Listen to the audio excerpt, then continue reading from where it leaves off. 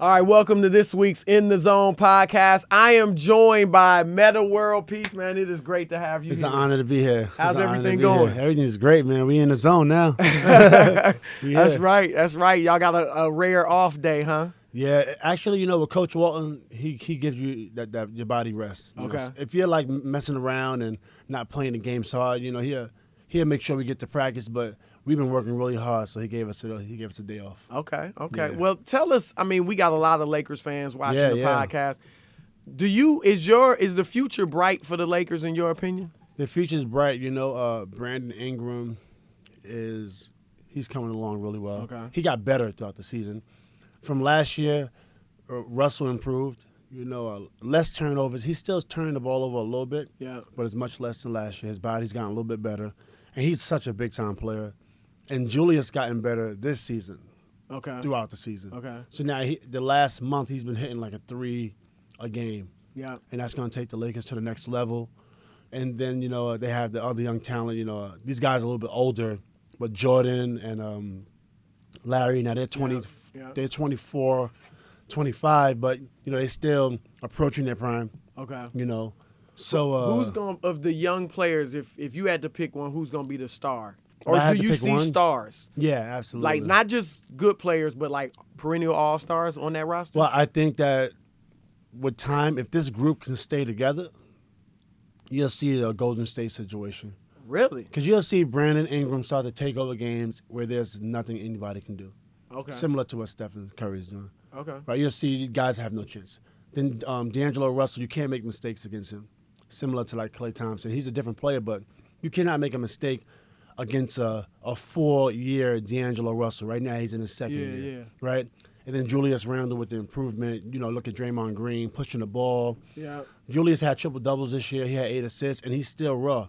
So with that being said, you got guys that if they stay together, they'll win and they'll be all-stars. So you're not just saying this because that's your teammates right Nah, now? I'm seeing it. And when you see Julius was in Houston. He had 30 in the first half against Houston. Yeah. And then yesterday, Brandon had a big game against Memphis. And guys is trying to out-physical him, and they can't. So he's stronger than he looks. He's much stronger than what he looks. Much Okay. stronger. And I'm sure everybody that guarded him in the NBA will say the Found same that thing. out. Yeah. So it looks like Magic Johnson and the new regime have their eyes on Lonzo Ball. That's what a lot of people want them to get Lonzo Ball in the draft. Do you think he would fit in? Like if he goes to the Lakers, what do you see happening with that? Well, it's only 15 spots on a team, right? So obviously, you can't have 16 people. So if you get a guy at somebody else's position, then obviously things change. The whole dynamic changes. So I don't know. Could they move D'Angelo to the 2? Could you? Because he played the 2 a few weeks ago and had like a big. I can't remember the exact numbers, but he had a big game. Well, that's when he had 40. Right, That's had when he a big had game. 40. He's such a good player. But it just depends on, the coaching style, who they want to draft. Are they looking for free agents? And those are questions that I can't answer because I'm not in the front office, right? Yeah. I'm still a player. So, with that being said, I think that I would just wait to the draft and just, be as interested as everybody else because I don't know what their plans are. Have you seen much of Lonzo Ball? No. Play? Okay, No, I haven't so seen him play. Okay. But I heard his name a lot. I'm sure he's going to sell a lot of jerseys, and his dad has the B-Ball brand. Yeah. So I'm interested in that because I really think his dad is doing a really good job of pushing that brand. I think if he starts it now, I think he has a chance to build $1 billion brand. That's what he's trying to do. And I think he's on his way. Now, will the fans go out and buy? The masses. I don't know. Brand, yeah. Right? It's a niche market. It's only for basketball, or it could translate to football and soccer. Yeah. Big baller. It depends on who they sign. But I think he's sitting on $1 billion brand. So you don't have a problem with him coming out saying stuff like Lonzo's better than Steph Curry or better than LeBron and I have a problem with Michael Jordan. I take that saying personally. he could beat Michael Jordan? Yeah. Because he said, you have a problem with him saying Michael he could Jordan's beat my, Michael Jordan. You know what I'm saying? Yeah, that's your Michael hero. Jordan, Dennis Rodman. When you say something about Dennis Rodman, I start to cry. You know what I'm saying? I'm emotionally attached to Dennis Rodman.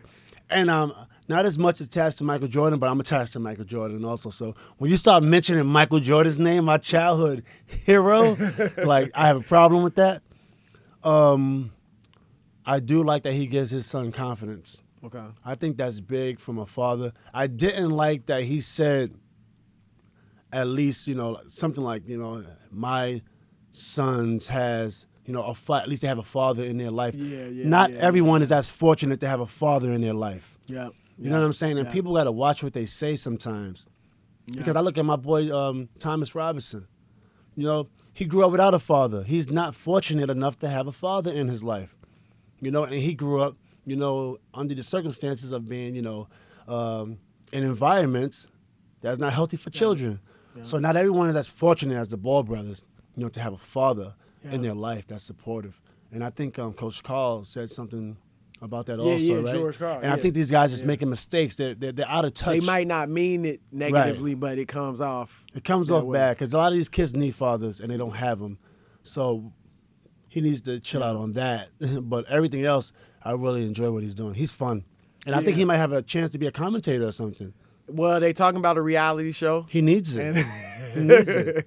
Nah, he's ratings galore. That's for sure. He is, right? He's great. So you mentioned Michael Jordan. Now, you obviously, everybody knows you from Queensbridge in New York. So you were a Jordan Bulls fan growing up in Queensbridge? Yes. Is that how you got so tough having to fight all the time because you was a Jordan fan? Yeah, I know, right? I was a B.J. Armstrong fan. Okay. B.J. Armstrong's my favorite player. Why?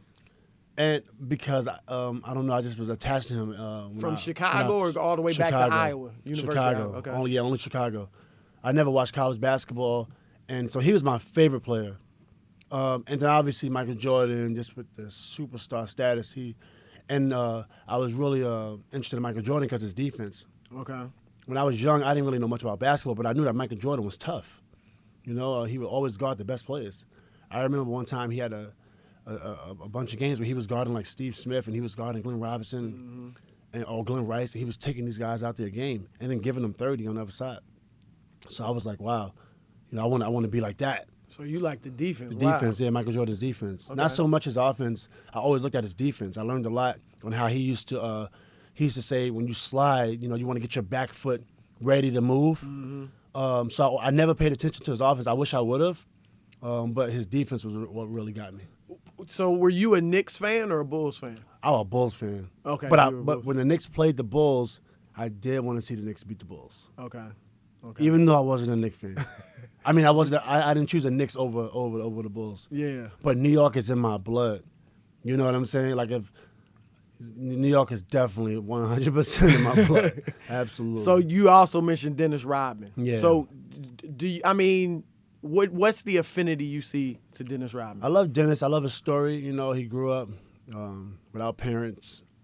If you watched Dennis Rodman when he got Defensive Player of the Year and was in tears, it shows you a guy that is just looking for some type of love. He finally got something. Yeah. You know what I'm saying? And obviously he's still looking for something. Throughout his career, you've seen him do things that is just not, you would say, not normal. Yeah. Right? Before I found out the personal side of Dennis Rodman, I really enjoyed how he played the game. He's just diving on the floor, sacrificing everything, and he inspired me to do the same. So that's why I changed my number to 91, and every time I see him, sometimes I call him, he don't answer the phone all the time, but...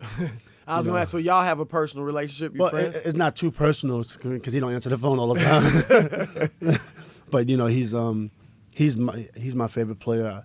I support him 100% all the time. There's nothing you can say wrong to me about Dennis Rodman. What about Jordan? You got a personal relationship with him? I don't have a personal relationship with Jordan, but I am honored to say that, I spoke to Jordan on the phone one time. He gave me some encouragement. You were in the league at this point? I was with the Bulls. We had an incident, me and Jordan. When I remember you broke his ribs. Yeah, and I was a little bit hurt by that because that was my favorite player, and I wanted to see him come back and average 30. Okay. Why don't you tell us, because everybody might not know the story of so what happened was, his ribs. Yeah, so what happened was we was in Chicago in the summertime playing pickup basketball, and, I'm super competitive, and then when I see anybody on the basketball court, at that age...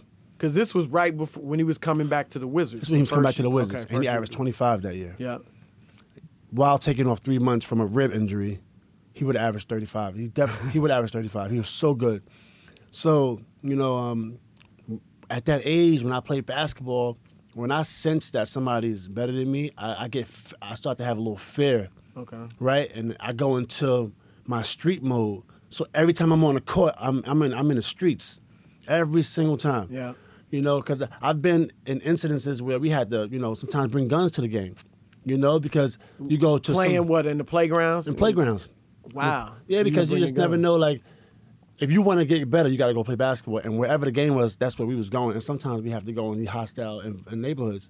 So y'all went packing. We went packing. We went strapped. Did y'all ever have to? Sometimes we pulled out a couple times. My boys sometimes. But anybody ever get shot? No, nobody ever got shot. We had some incidences where where it could have been escalated. But so that's how I grew up playing basketball, and I'm always on the defense. Okay.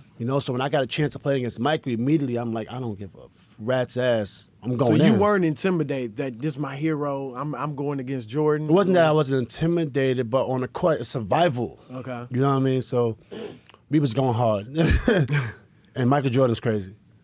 He's just as crazy as I am. So what was he, why you say that? What was he doing? He goes hard. He goes hard. The example is just 100% every single time, He wasn't taking it easy on you. No. Is 100%. He talking junk? Not really talking, because I didn't talk much, but he was talking trash. Okay. But it's hard to talk trash to me because I'm in your ass every single time. You know what I'm saying? I'm in your ass every time. Was he saying? Was he? Because I remember when the story, I remember when it happened. Right. I thought, I was hearing different things that Jordan was talking trash to you. Nah, it wasn't like that. And then it wasn't a fight, but that you broke his ribs. It wasn't like what everybody reported. People reported it was strictly basketball, and Jordan was holding me. And every time Jordan got the ball, he scored. It was just that simple. So he scored every single time, And I got tired of him scoring. So he was holding me, and I knew if I let him touch the ball, he's going to score. So I cannot let him touch it. So, and it was referees. They actually called the offensive foul on him too. On that play. So he was holding me, and I moved his arm out the way, and I hit him in the ribs by mistake. And that was like one of the worst days of my life as a basketball player. Wow. One of the worst days of my life. He went down, and they. No, he didn't go down. Jordan's crazy. He'd die. He'd die. So playing he kept basketball. playing. That's what Jordan does. So I hit him in the ribs. He holds his ribs. He takes about 5 seconds. All right, then it's his ball. And he ends the game on the jumper, and he walks off. That's Michael Jordan, man. Wow. Michael Jordan. So you said when you on the court with somebody and you know they're better, or you sense that they're better, that's when you get in that survival Not mode. necessarily better, it's competition. Okay. But I'm not like that no more, because I learned how to channel it. And Ray Lewis had a lot to do with that also. I learned a lot from Ray Lewis this year. I was asking him, like, how do you play? So y'all close, you and Ray? I'm not close with Ray, but he came and spoke to the team. Okay. And over the last, I would say, since 2009, since I've been really, really focusing on my therapy, my sports psychology, because I would always bring other things to the game. So I've been able to channel my energy better. Okay. But I asked Ray Lewis, I said, how do you play with that much intensity? I see you out there, you're going out there in the beginning of the game, and you're fired up. Like, how do you stay focused? Yeah. Because if I'm not fired up, back in the days, if I'm not fired up, any one thing could tick me off.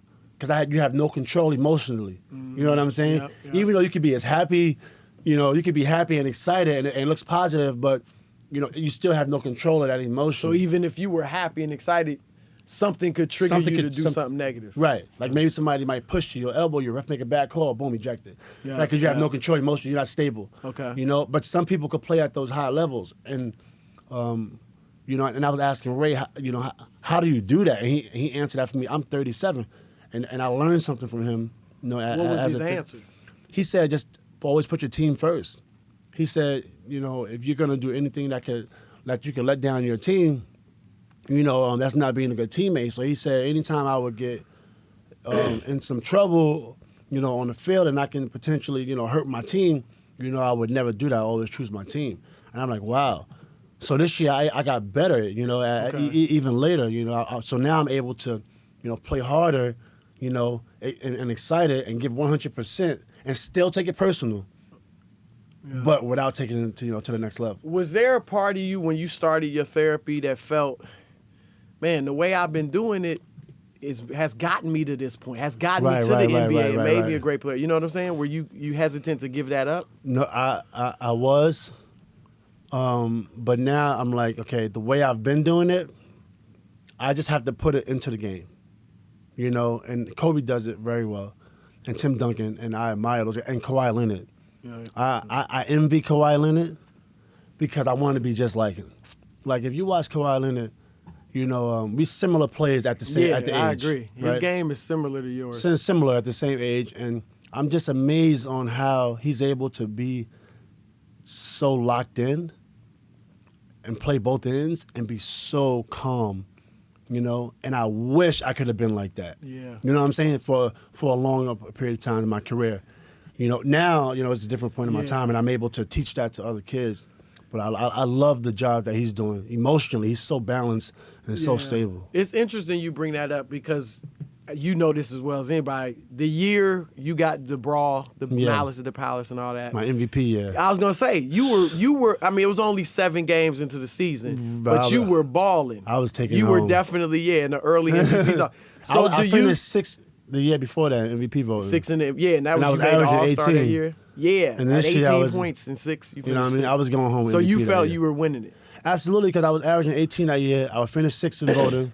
And I thought Jermaine O'Neal should have got it because we had the best record. Yeah. So I don't want to discredit Jermaine. Jermaine should have gotten MVP that year. He finished higher than you. He finished higher than me. He was like 2nd that year.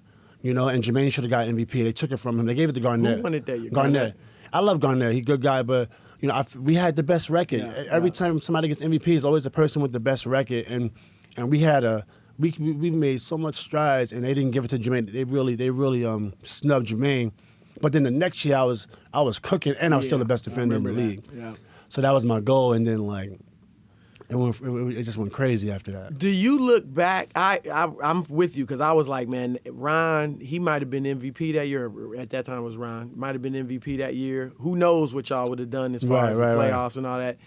How often do you think back, man, what could have been not only that year, but what the More future, years, you know what I mean? Maybe you would have been an MVP again, right. All-Star every year. All the time.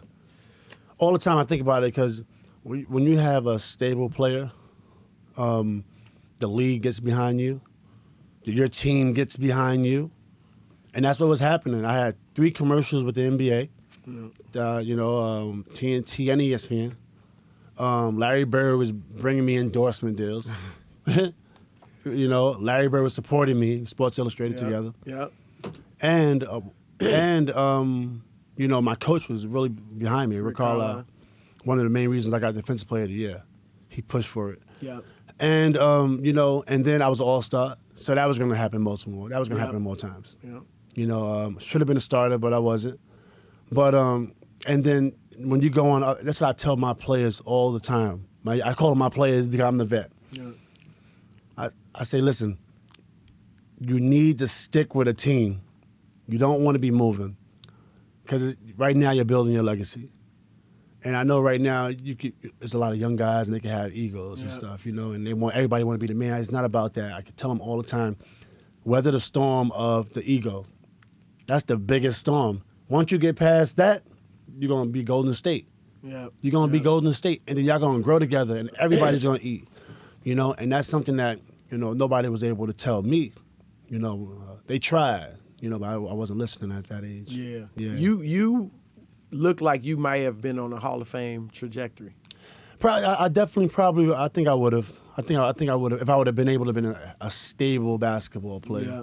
And I still had a pretty good career. You had a really good career. Still yeah, had no a good question. Career. And correct me if I'm wrong. I look at a lot of the latest New York City products. Yeah. And even when guys had good careers, you had a great career. But like you said, it could have been even greater. Yeah. Lamar Odom had a great career. Yeah. I think he could have been a perennial All-Star. Yeah, absolutely. Stephon Marbury had a really good career, but he could have probably been, even better.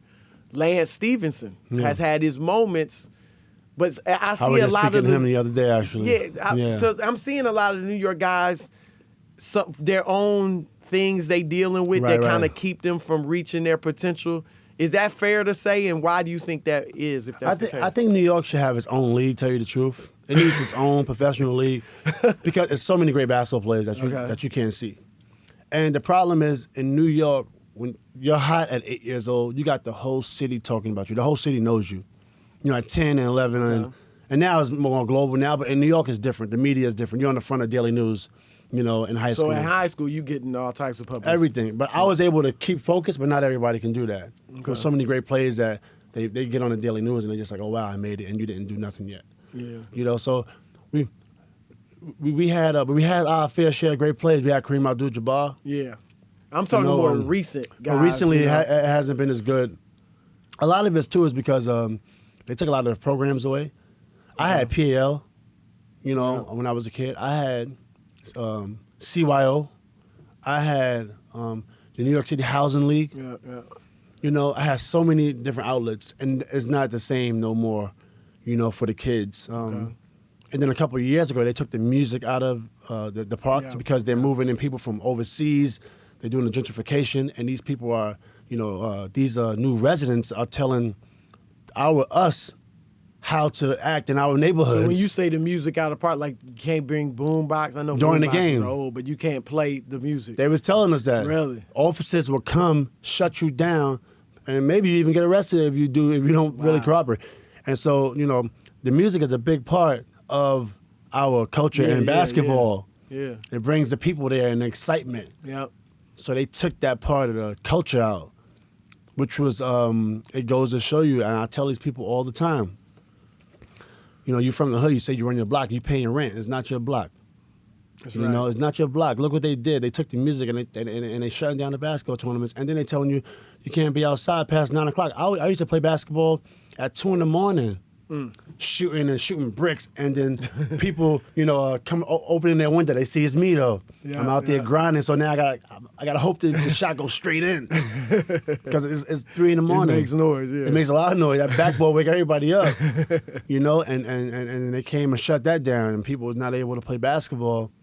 You know, at one point in time, they shut the park down. So, you know, people get, you know, and so the New York basketball player, you know, needs to get back control. The only way you can get control, you know, is if you, you know, understand a little bit more about economics and stuff because they shut it down. How much are you, whether it's New York or L.A. or wherever, in the hood, are you trying to help people and talking to guys or trying to do things to help the people there? Yeah, I do a lot. You know, the last time we visited Detroit, I went to Eminem school.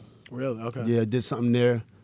Did you go with him? Or? No. Okay. No, I went. I didn't even know it was his school. Okay. But I went to Eminem school in Detroit, talked to the kids. I was very disappointed in the turnout, and I was disappointed in the amount of abandoned homes and the amount of abandoned small businesses and factories. Yeah. I've never seen nothing like it in my life. Yeah. You know, except probably when I went to Nigeria. I mean, when I went to Kenya. You know, but it wasn't as bad, but it was almost there in Detroit. And then I went back to Detroit again when we played Detroit, and I spoke at another school, you know, to the kids. So I'm doing some things in Detroit. And so I no longer just look at myself as somebody from Queensbridge. You know? Yeah. That was my whole mindset when I first came in. It's all about Queensbridge. I'm from Queensbridge this, Queensbridge that. You know, I just look at myself as a person from, you know, if anything, from Africa. Yeah. Right? Yeah.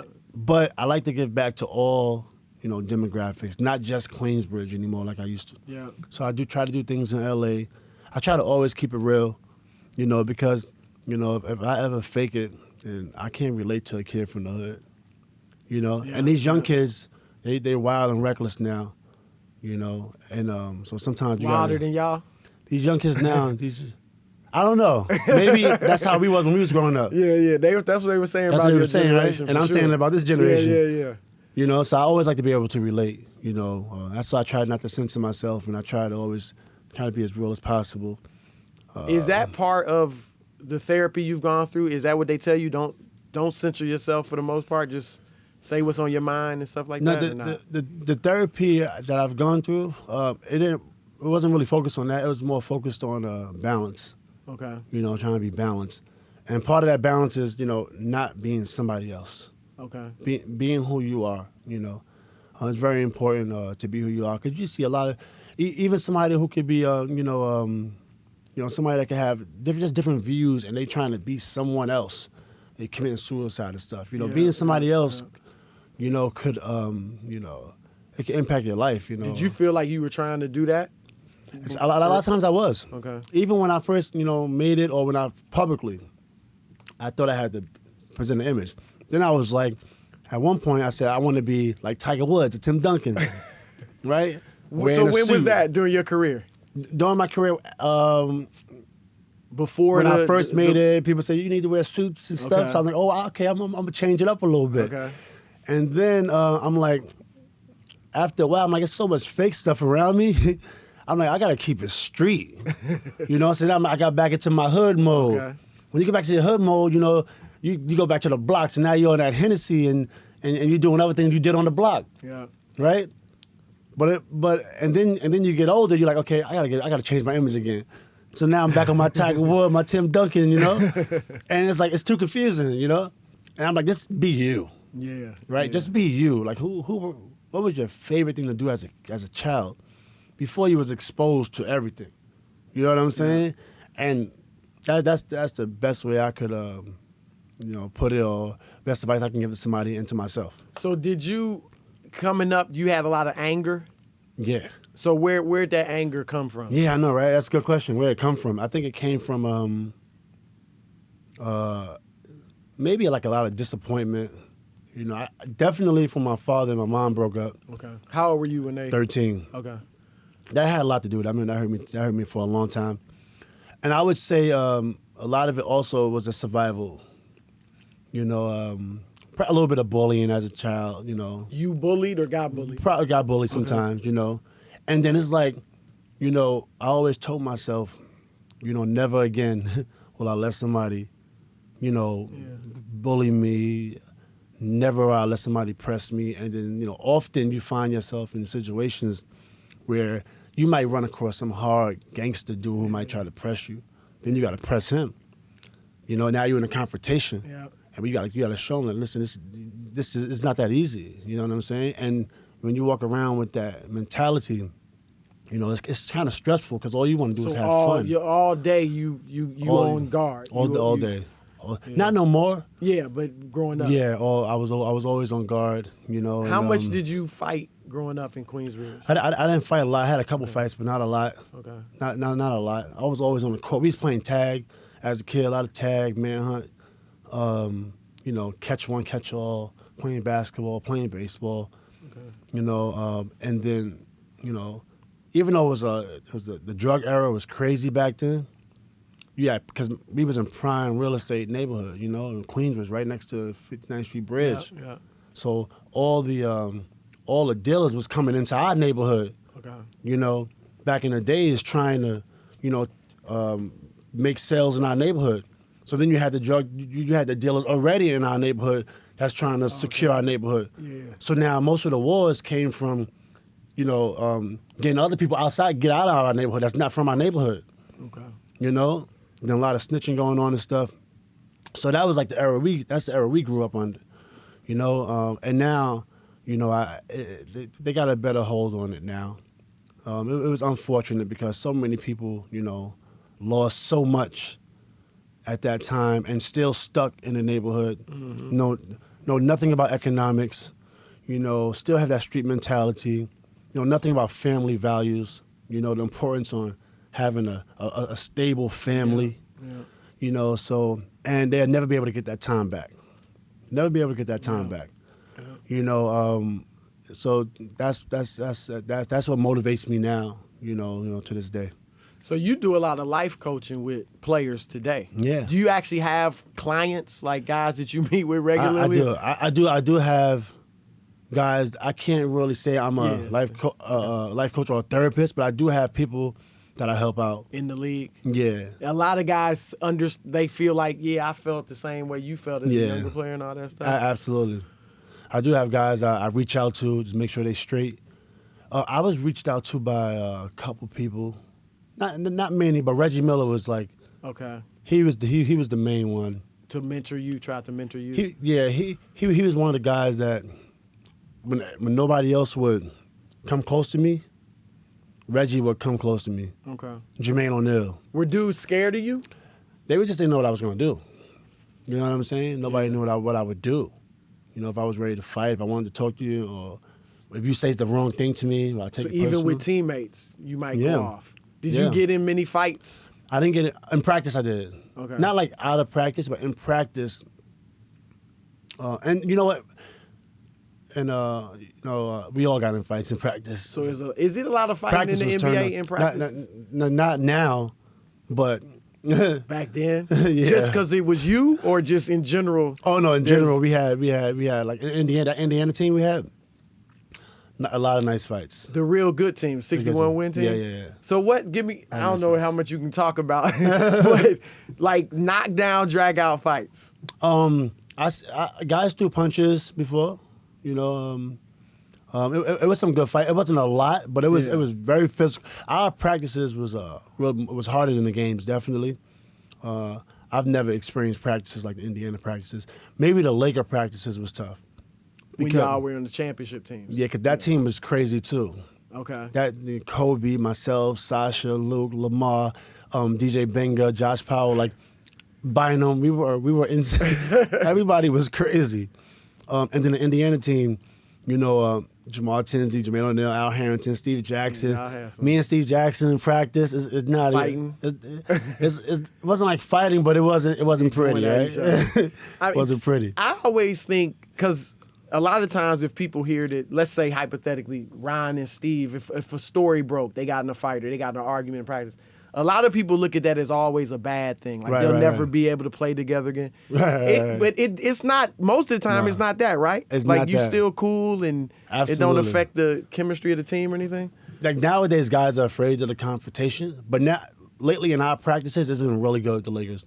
Guys is really competing and having confrontation and then able to go on the court and be a family. Okay. And that's how we did it in Indiana. You know, even though we didn't win a title, we had other issues, but we would, you know, argue or go hard in practice and compete. Yeah. And then in the game, every single coverage, we had each other's back. You know what I'm saying? Which is very important, the mental toughness part of it. And we never failed each other with the coverages that Coach Carlisle or Isaiah Thomas had in place, you know? Yeah. We was able to come together on the court, and that's all that matters. And you look at the Detroit Pistons team, same thing. Yeah. With Isaiah Thomas, and you know their practices were crazy. Yeah. You know, and people didn't like Bill and Bear, but you know what? You know when they got on that court, they did what they had to do. Now I'm imagining you and Kobe went at it in practice. Me and Kobe had some nice days. I love Kobe, man. What was it like going against him, and does he talk a lot? Kobe talks a lot. Kobe. So what's he saying to you in practice? Kobe I remember when you said you couldn't believe he went at you when y'all weren't even on the same team. You said, I'm running our test. But he's fearless like that? Kobe's fearless. Absolutely. You know, he loves the game too much. You know, the game is, you know, you have to take his life to take that game from him. At that point, you know, he really would die for the game. You know, and we had great practices where we're competing against each other. And most of the time we were on the same team because we were the starters. Okay. But sometimes Kobe would go on the other team. And that's what I would do sometimes too. Not with the Lakers because I wanted to kind of just stay, you know, in sync with what they wanted to do. But when I was on other teams, I would always go to the worst team, you know, in practice and try to beat whoever was the best. Yeah. And that's what Kobe would do. And me and Kobe had a lot of, you know, we were very physical in practice, very, very physical. And you've guarded all the greats of this era, Jordan, going back to the last era, but Kobe, LeBron. Who's the toughest guy you guarded? So, Jordan, obviously. Jordan, Kobe, LeBron, Durant. In that order? No, not in that order. And it could be in that order. They're all tough. They're just so different. There's not one you'd say was tougher to guard or was better, I guess. Jordan was strong. He was definitely stronger than Kobe. Okay. You know, not by that much, but definitely stronger, you know, than Kobe. They had similar moves. You know, obviously Kobe was he had more of that street ball in him. Kobe. Yeah. Kobe had more of the street ball with the fundamentals. Jordan, I think he was just all fundamentals and just get right to the point. Yeah. You know what I'm saying? Jordan get right to the point, and when I guarded Jordan towards the end of his career, he was tough. So I measure that against the guys that I guarded in their prime. You know, for me, I think Jordan was the toughest.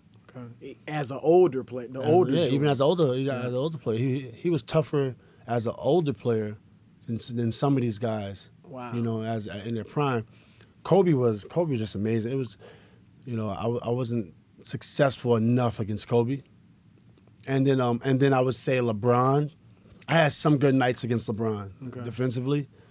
And then I had some good nights against Durant. But they had their nights too where they, you know, went off for 30 balls and all that stuff. What's LeBron? I mean, he's bigger than any of the other guys, and bigger than you. What's it like guarding him? LeBron, the thing about LeBron is he's very unselfish, right? So he can pass the ball. Yeah. And when I guard LeBron, I used to always want him to shoot. But he would just make the right play. Yeah. He's legendary. He make the right play, and it's really hard to guard. He's a team player. Then at the end of the game, you know, he's finishing with the win. His teammates are happy. You know, he's being aggressive. He's passing the ball. You know, and now he's even a better player. You know, so LeBron, you know, he was real unique in where some of the other All-Stars, they will always try to take it personal and go at me. I'll force them into misses all night. They just miss them all night. But LeBron was, you know, he was unique where he would just make the easy pass. What do you think? LeBron's one of many players. It's not just him, but the players on the Warriors, players on the Spurs. Memphis is rested players. A lot of teams are rested players. What's your take on resting players, healthy players? Yeah, I think rest is important because at the end of the day. But like during the game, so you don't mind guys resting if they're healthy? They have to rest. I know you want to buy your tickets and you come into the game, but you know what? Just come earlier in the season. The guys gotta rest. At the end, but I mean like a game in December. If it's important. If that star, people come to see Metta World Peace. Right. And you rest in that day. So you think it's all right though for players to do that? Yeah, it's important. You know, and you can't make a habit out of it, but if you're trying to win a title, you know, and rather than risk a game where you can heal, because your body always have to heal, and that's how people get hurt when they don't rest. Yeah. You know, it's very important that you rest. You know, when you're trying to play for the bigger picture. One thing about most of the all-time greats, maybe all of them, is they've stayed relatively healthy in their career. It's one thing to break your leg where you can't control that, but you don't see a lot of the greats with a hamstring or sore. You know, it's just little nagging injuries. Right. How much does lifestyle play a part in that? Yeah, lifestyle is important. You know, I think, you know, the better you treat your body, the better your body will treat you. You know, when you're not sleeping, you're not getting no rest, you're up late night. You know, guys make a ton of money, so, you know, who knows what's going on in guys' life or in their mind. You know, but at the same time, you got to put the game first, especially when you're playing for something. You know, if you have an unhealthy lifestyle, you know, I think alcohol has a lot to do with injuries. Okay. You know, when you drink alcohol. How much, is there a lot of alcohol drinking? I don't know. In the NBA? I don't know, but I know for me personally, when I was in my prime and I would go out and drink some alcohol, I would always have these nagging injuries. Okay. Inflammation in the knees, tendonitis, back injuries, you know. And then when I got older and I stopped that lifestyle, I feel better now than I did when I was 25. Really? Yeah. When'd you stop? What year, you know, stop? I guess so you don't drink anymore. It slowly went down. Okay. I have a drink every now and then. But not getting drunk and but all not, that. But I have my nights. Okay. My summertimes is epic. Season, my off season, it's calculated. So in the off season, I like to give myself 3 nights where I get hammered. Just 3 nights. That's 3 nights. The whole off season. Whole off season. Okay. I like to, and I plan it out. You know, and I make sure during the season everything's off. Okay. A month before the season, nothing. Everything stops. And even throughout the summertime, I'm not even drinking consistently. Okay. Right? So and then during the season, I'm able to, you know, do all the drills everybody else do, you know, and work just as hard as anybody else. You know, at this age, you know, the reason I don't drink during the season is because the recovery.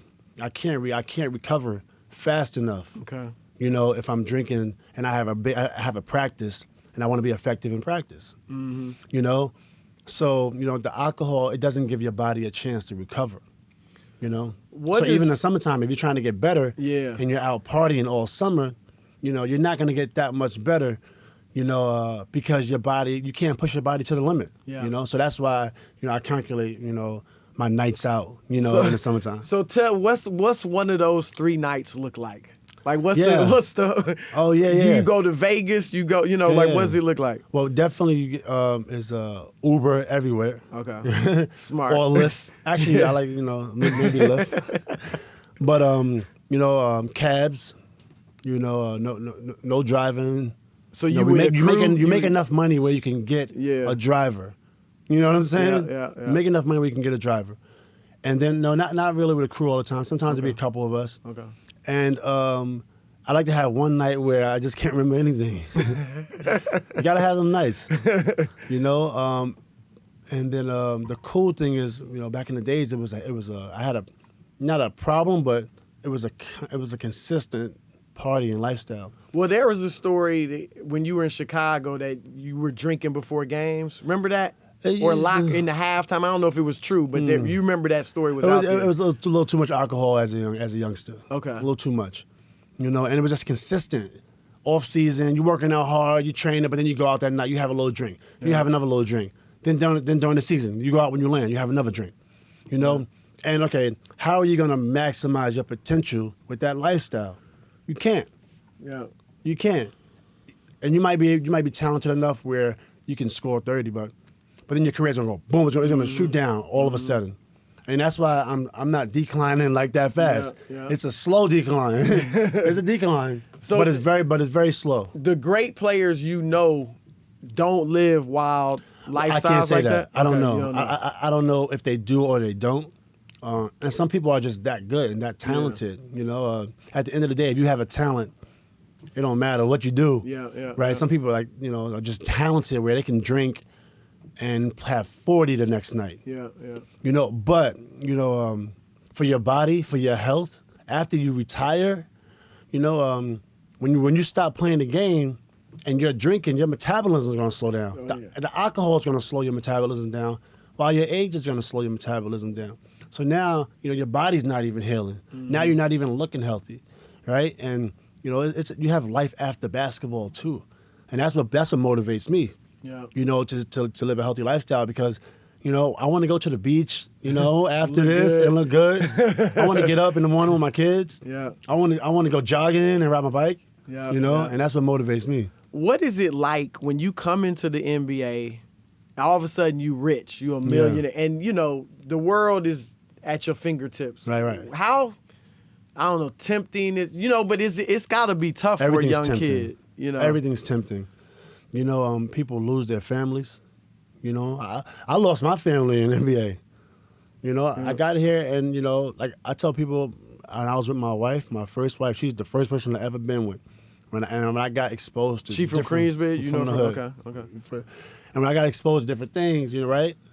You just, everything's tempting. Yeah. It's like people you've never seen, ethnicities you've never seen before. And if you don't have that family background, that strong father, where hey son, this is what's important in life. I tell my teammates that all the time. Don't risk your family for nothing. I tell them that all the time. Don't risk it's not worth it. Because when you're done with this, you're gonna want to be with your family. Now, I got a great girlfriend now. She's cool and I'm very happy. But at the same time, I always tell my teammates, don't have a baby unless you're ready. If you're not ready, just have a bunch of fun. Let's protect yourself. But don't be, don't go out there and then, have to make a family and then break the family up. It don't make no sense. Just go have a ton of fun. Have 10 girlfriends. Just tell all 10 you're not committed. Be honest just with do them. it. Right? Yeah. What's the best kept secret in the NBA? The best kept secret? It's so. I wish they had. Me personally, it's a lot. And me personally, like, I don't mind being open. I wish they had cameras, but some people probably wouldn't want fun things to get out. But the NBA is great, man. We have so much fun, man. And if people wasn't so sensitive in this day and time, It would be a great reality show, man. Just like in the NBA locker room or something. It's great. So much fun. We have so much fun. And granted, this team, we're a losing team. We're not one of the best teams, and we're young. Yeah. We have so much fun, man. And just ranking on each other and stuff like that? The jokes are crazy, and people missing out. People missing out. Who's the dude in the league, the best, cracking on guy? Like, he's known that you don't want to mess with him as far as great ranking jokes? or cracking. Yeah. Well, on our team, Lou Williams is pretty good. Really? Lou Williams is pretty good. He's pretty good. He can come back real quick. Nick is pretty good. Nick is consistent. So it's like he wears you out mentally, right? You can't just, So Nick is he's not the funniest as far as the jokes. We have some other funny guys, but Nick is real consistent. That's did Nick and D'Angelo, they had that thing last year. Is all that, they patched that up? They cool? I mean, I don't know about what they did personally. Yeah. As far as what happened, whether they patch it up, but it's great. They have a good relationship, and it was a tough time for both of them because D'Angelo's getting a lot of negative, feedback, and then Nick lost a family, so it was bad for both of them. More bad for Nick. You were obviously known as one of the toughest, if not the toughest guy in the league during your career. Who would you say was the toughest guy in your opinion, maybe outside of you, in the league? On the court? Both, on the court, off the court, if you know. So Steven Jackson, one of the guys I thought was real tough. On the court, mentally, great teammate. Okay. He was tough, and a lot of people respect Steven Jackson. He's probably one of my favorites. As far as on the court and mental toughness, Shane Battier was probably one of my all-time favorites. Okay. Obviously, Kobe. Kobe's on another level, right? Yeah. But Shane, Kobe, Derek Fisher, those three guys stand out. Mental toughness, I don't know who's tougher. Yeah. And it's hard to say because that's Kobe Bryant, all-time great. Yeah. Right? Shane, Derek Fisher, and Kobe, I just don't know who's tougher. Mm-hmm. Now, you want to coach. You want to get into coaching, right? Absolutely.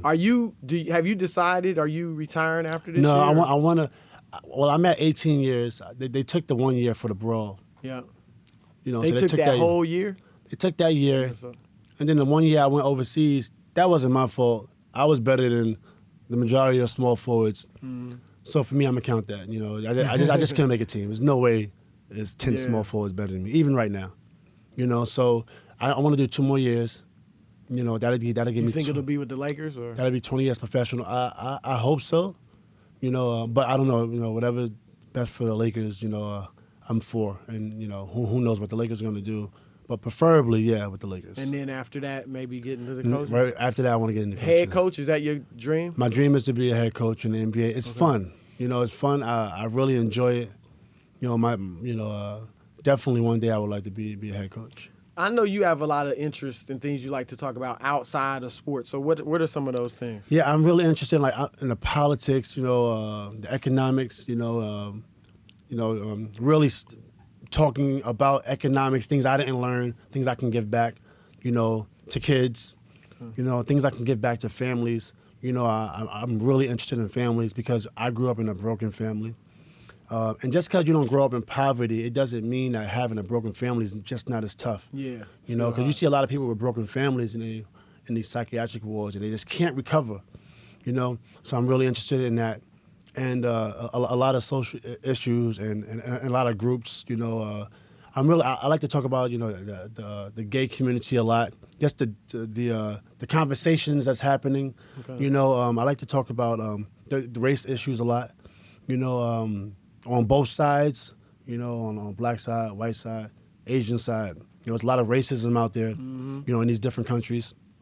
So I always like to speak about that, and those are like the main things I'm focused on. So with the racial issue, obviously a lot of the social, players were doing Colin Kaepernick, right, and even NBA players, Carmelo Anthony having the meetings.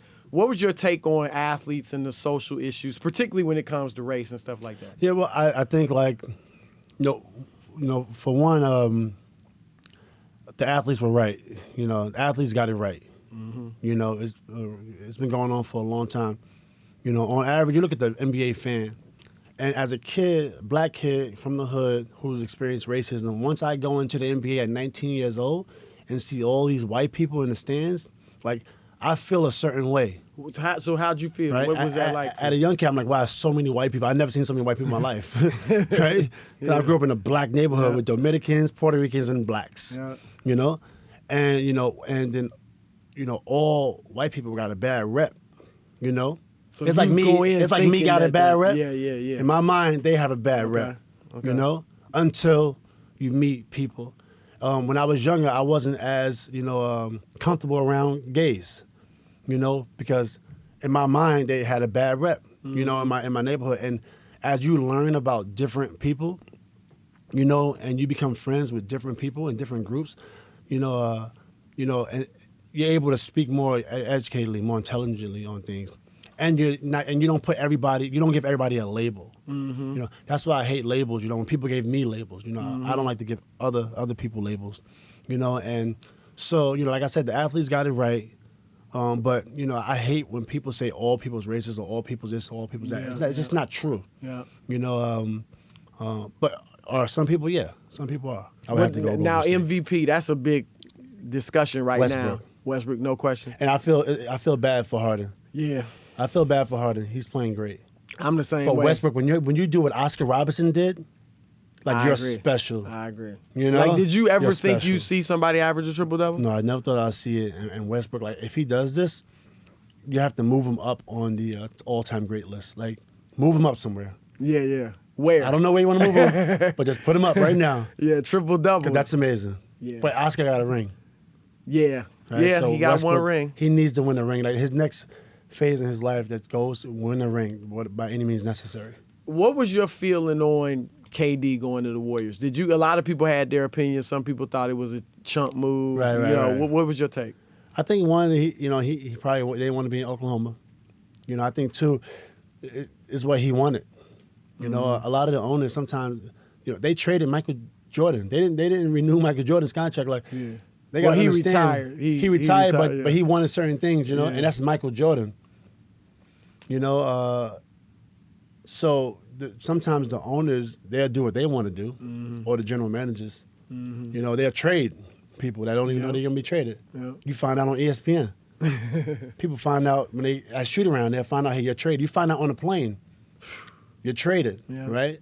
And the fans, they have no sympathy towards that. So Durant leaving, I'm fine with. Right? Let me ask you this. Phil Jackson, what was it like playing for Phil? Phil was great. He's life-changing. In what way? Just, how you think about life. I got to Phil when I was still trying to search a little bit, and I still had other things in mind, for my future. Okay. Phil made me think about my future differently. So, just the way he coaches, he's not coaching just basketball, he's coaching you, at the same time. And I don't know if he's doing that on purpose, but he's definitely preparing you for life. Okay. While he's coaching, and so I appreciate that with Phil. People might not know you cut that rap album a few years ago. I remember it, True Warrior. Yeah. It was called My World. I did 2 albums last year. You did 2 last year? Yeah, during the season, I did 2 albums. You did 2 during the season? And I just did one just now. so I you got 4 albums out? I did 3 albums in this last year. Hip hop. Hip hop, yeah. So are people it's on iTunes? It's on iTunes. Okay. See, I don't promote it like that because during the season, I don't want to be promoting my album too much. But I just put it out there. And that's it. Sometimes I do small, intimate events. Okay. 50 people, 100 people I perform. Okay. And that's it. I'm not really. So you just do it more for your fun or love, or would you actually like to kind of be known as a rapper? It doesn't really matter to me if I'm known or not. You know what I'm saying? But I do like to go into the studio and have some fun. I do like to go in the studio, have fun, and put the music out. Because I got so much music that I have in my hard drives that's not even out. It's not even out. It's I'm not going to do nothing with them, So at this point in time, I like to do it, package it, put it out. Do it, package it, put it out. You think it's just hard for an NBA player to ever be known as a great rapper? Not really. We have some great ones. Okay. We got Damian Lillard. Yeah. We have Lou Williams is my favorite. Really? Yeah, Okay. he's my. Actually, Iman Shumpert is my overall favorite because Iman's a great director. Okay. So Iman's a great, video director. Oh, okay. He's a great writer. He's the most creative to me.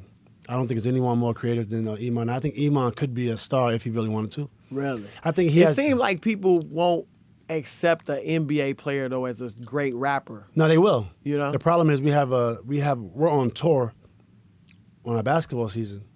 So I found out when I go on tour for music, I get more fans.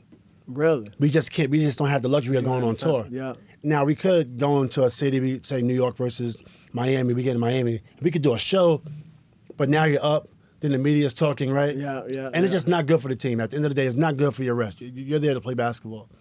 So, like at this point in time, like when you retire, I think that's your best shot. Okay. To do it. Or in the summertime, you could be a summertime rapper, but only for like a month where you have time. You see what I'm saying? It's tough because that's the reason. Yeah. It's not because of talent, or I'm not going to blame the fans saying the fans don't like you. That's not true. They will accept it. Okay. Yeah. Last thing, top 5 rappers of all time. Yours. Oh, it's just rappers? Yeah. Cannabis? Oh, really? Number 1? Number 1. Really? Okay. Cannabis amazing. Cannabis, Tragedy, Gaddafi. Okay. So you going real like underground. You ain't judging it on record sales. Yeah, not on record sales. People know Tragedy, Gaddafi. Yeah. Eminem. Nas. Nas is great. Yeah. Slick Rick. Okay. Yeah, Slick Rick amazing. Okay. And I really enjoy listening to them. You And then you got Jay-Z, you got Pac and Big. Yeah. I like those guys too. Yeah. All right, cool. Man, thank you for joining us in the zone, man. It's been great. It's been great. Thanks for having me. And I look forward to watching you the next few years. Yeah. Try to finish seeing off. the coaching and all that. Yes, sir. Yes, sir. All right, brother. Peace.